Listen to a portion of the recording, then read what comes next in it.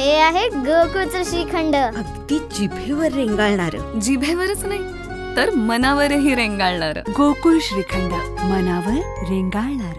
पेठवडगाव हातकणंगले तालुक्यासह कोल्हापूर जिल्ह्याच्या परिसरामध्ये सार्वत्रिक हितास बाधक अशा स्वरूपाची अभेद्य गुन्ह्यांना परिणाम देणाऱ्या पेठवडगाव परिसरातील कुख्यात असलेल्या राज गँग या संघटित गुन्हेगारी टोळीचा टोळी प्रमुख राजवर्धन बाबासो पाटील वय 36 राहणार कोल्हापूर नाका वडगाव, रोहित बाळासो पाटील वय 29 राहणार वडगाव, विशाल दिलीप जाधव वय 35 राहणार इंदिरा वसाहत पेठवडगाव, राहुल सुरेश लोहार वय 40 राहणार ठाणेकर चौक वडगाव, राकेश नामदेव हाके वय 26 राहणार माळी गल्ली वडगाव, अक्षय नवनाथ हाके वय 26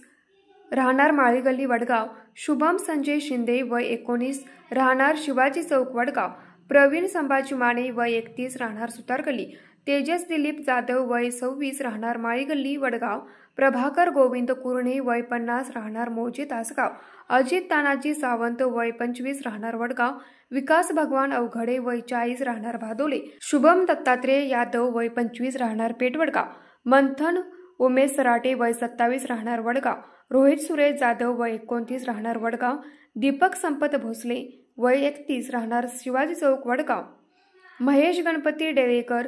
वय 25 राहणार वडगाव, प्रसाद संतोष सुतार वय 28 सावकार चौक वडगाव यांनी निर्माण केलेल्या टोळीच्या वाढत्या गुन्हेगारीला आळा घालण्यासाठी व टोळीच्या परिसरातील वास्तव्यामुळे बाधित झालेले सामाजिक स्वास्थ्य पुनर्प्रस्थापित करण्यासाठी पोलीस निरीक्षक वडगाव पोलीस ठाणे यांनी महाराष्ट्र पोलीस अधिनियम 1951 चे कलम 55 प्रमाणे टोळी हद्दपारीचा प्रस्ताव पोलीस अधीक्षक हद्दपारी प्राधिकारी यांच्याकडे सादर केला होता. हद्दपारी कारवाई केलेले 1 ते 19 इसम हे कोल्हापूर जिल्ह्यामध्ये कोणाला दिसून आल्यास नजीकच्या पोलीस ठाण्यास अथवा नियंत्रण कक्ष